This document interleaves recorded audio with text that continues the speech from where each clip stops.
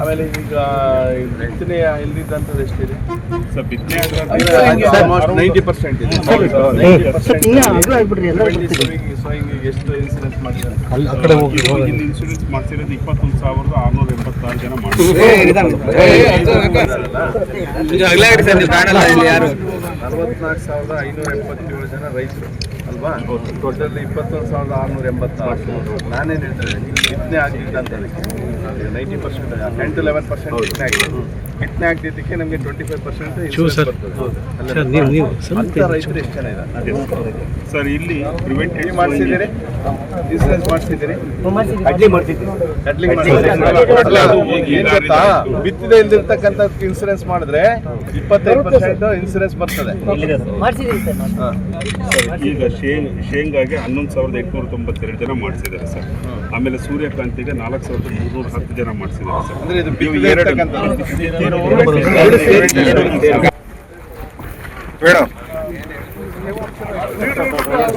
ನಿಧಾನ ಮಂಜು ಸ್ವಲ್ಪ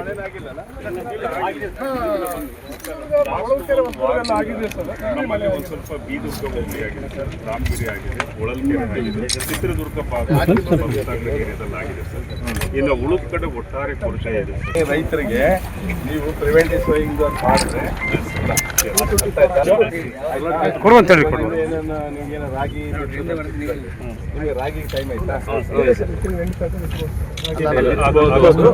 ರಾಗಿ ಕೊಡ್ಬೇಕು ರೈತರಿಗೆ. ಈ ಬರೀ ವ್ಯಾಪಕವಾಗಿ ಸರ್ ಹೆಚ್ಚಿಗೆ ಕವರ್ ಮಾಡಿದೆ. ಯಾಕೆಂದ್ರೆ ಸರ್ ಇವತ್ತು ಜಾಸ್ತಿ ಇರೋದ್ರಿಂದ ಮ್ಯಾಕ್ಸಿಮಮ್ ಇನ್ಸೂರೆನ್ಸ್ ಕವರ್ ಮಾಡಿ ರೈತರು ಬೆಳೆ ಅಂತೂ ಸರಿಯಾದ ರೀತಿಯಲ್ಲಿ ಬಂದಿಲ್ಲ, ಆಗೋದಿಲ್ಲ. ಅದು ಇನ್ಸೂರೆನ್ಸ್ ಒಂದು ಕಡೆ ಬರೋದು, ಹೌದಾ? As usual. ಬಿತ್ತನೆ ಇಲ್ದಿರ್ತಕ್ಕಂಥದ್ಗೆ ಇಲ್ಲಿ 89%, 10 to 11% ಆಗಿದೆ. ಇನ್ನು 89% ಪ್ರಿವೆಂಟಿವ್ ಅನ್ಸೋಯಿಂಗ್ ಇದೆಲ್ಲ ಅದ್ರಿಗೆ ಎಲ್ಲ ಮಾಡಿದ್ರೆ 25% ಅವರಿಗೆ ಅದಕ್ಕೆ ನಾವು ಹೋದ್ ಸರಿ ನಾವು DCC ಬ್ಯಾಂಕ್ ಇದರಿಂದ ನಿಮ್ಮ ಪತ್ರಿಕೆ ಮುಖಾಂತರ ಅಡ್ವರ್ಟೈಸ್ ಕೊಟ್ಟಿದ್ದೀವಿ ನೋಡಿ. ಅದಕ್ಕೆ ಟೊಮೊಟೊ ಮತ್ತು ಈರುಳ್ಳಿದು ಇನ್ಶೂರೆನ್ಸ್ ಮಾಡಿದ್ದಾರೆ ಸರ್, PMFPY ಯೋಜನೆಯಲ್ಲಿ. ಇದು ಕೂಡ ಮ್ಯಾಕ್ಸಿಮಮ್ ಎನ್ರೋಲ್ಮೆಂಟ್ ಮಾಡಿದ್ದಾರೆ. ನಿಮಗೆ ಟೋಟಲ್ ಹಿರಿಯೂರು ತಾಲೂಕಲ್ಲಿ ಅಲ್ಲ, ಹಿರಿಯೂರು 17,000. ಆರ್ಟಿಕಲ್ಚರ್ ಚಳಿಕೆರೆ 43,000 ಆಗಿದೆ. ಆರ್ಟಿಕಲ್ಚರ್ ಟೋಟಲ್ ನಿಮ್ದು ಆರ್ಟಿಕಲ್ಚರ್ ಇಂದ 1,32,000.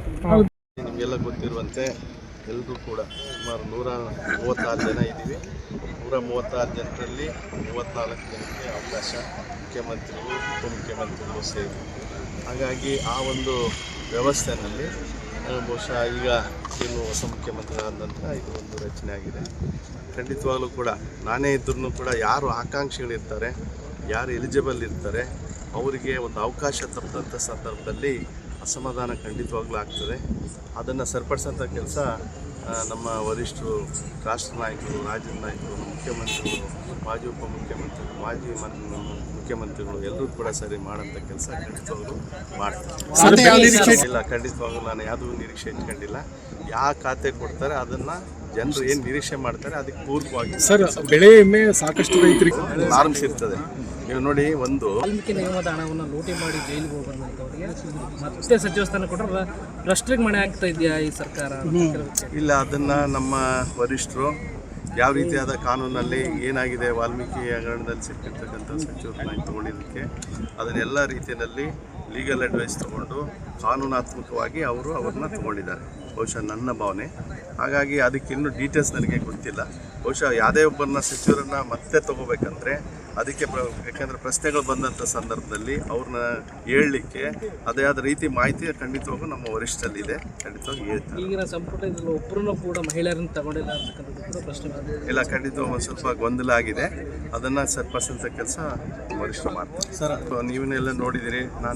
ಇವತ್ತು ನಾನು ಸಚಿವನಾಗಿ ಬಂದಿದ್ದೀನಿ. ನಾನು ಶಾಸಕನಾಗಿ 13 ವರ್ಷದಿಂದ ನಿಮ್ಮ ಜೊತೆ ಇದ್ದೀನಿ, ಜಿಲ್ಲೆಯ ಜೊತೆ ಇದ್ದೀನಿ.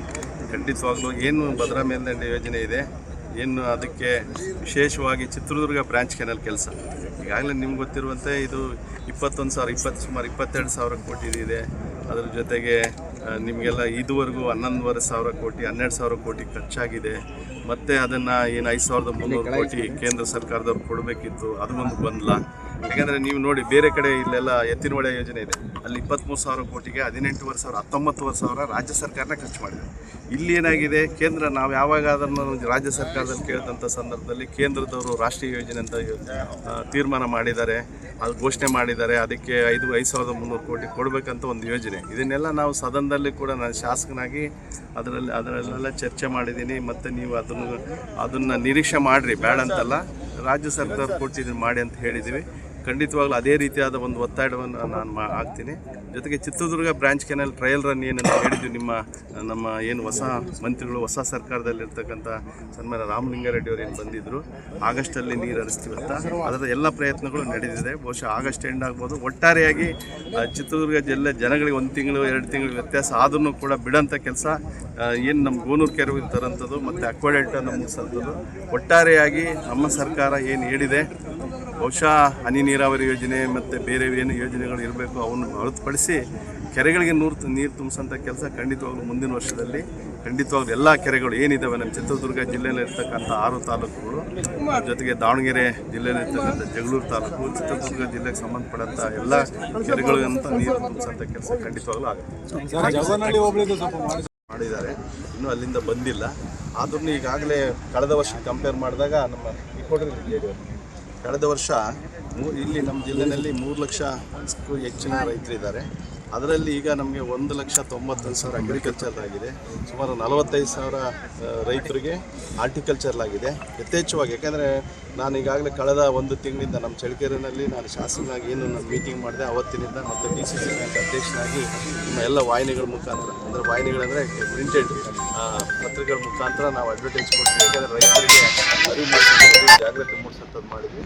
ಬಹುಶಃ ನಮ್ಮ ಚಿತ್ರದುರ್ಗ ಜಿಲ್ಲೆಯಲ್ಲಿ ಸುಮಾರು 2,30,000 ರೈತರು ಇನ್ಶೂರೆನ್ಸನ್ನು ಮಾಡಿದ್ದಾರೆ. ಅದರಲ್ಲಿ ಪ್ರಿವೆಂಟಿವ್ ಸರ್ವಿಂಗ್ ಇರ್ಬೋದು, ಬಿತ್ತನೆ ಇಲ್ಲದಂಥದ್ದು ಇರ್ಬೋದು, ಬಿತ್ತನೆ ಮಾಡಿರೋಂಥದ್ದು ಇರ್ಬೋದು. ಹಾಗಾಗಿ ಅದರಿಂದ ಸ್ವಲ್ಪ ಅನುಕೂಲ ಆಗ್ತದೆ. ಮತ್ತು ಬೇರೆ ಏನು ಸಹಾಯ ಮಾಡಲಿಕ್ಕೆ ಆಗ್ತದೆ ಕೇಂದ್ರ ಮತ್ತು ರಾಜ್ಯದಿಂದ ಅದು ಮಾಡೋಂಥ ಕೆಲಸ ನಾವು ಯೋಜನೆ ಅದು ಮೈನರ್ ಇರಿಗೇಷನ್ ಮುಖಾಂತರ ಆಗೋಂಥದ್ದು. ಇನ್ನು ಕೆಲವೇ ದಿನಗಳಲ್ಲಿ ಟೆಂಡರನ್ನು ಕರೆದು ಆ ಕೆಲಸವನ್ನು ಪ್ರಾರಂಭ ಮಾಡೋಂಥ ಕೆಲಸ ಮಾಡ್ತಾರೆ. ಬಹುಶಃ ಆ ಸಂದರ್ಭದಲ್ಲಿ ಈ ಭಾಗದ ದೇವಗಣ್ಣಹಳ್ಳಿ ಹೋಗೋ ಭಾಗದ ಜನರ ಸಮಸ್ಯೆ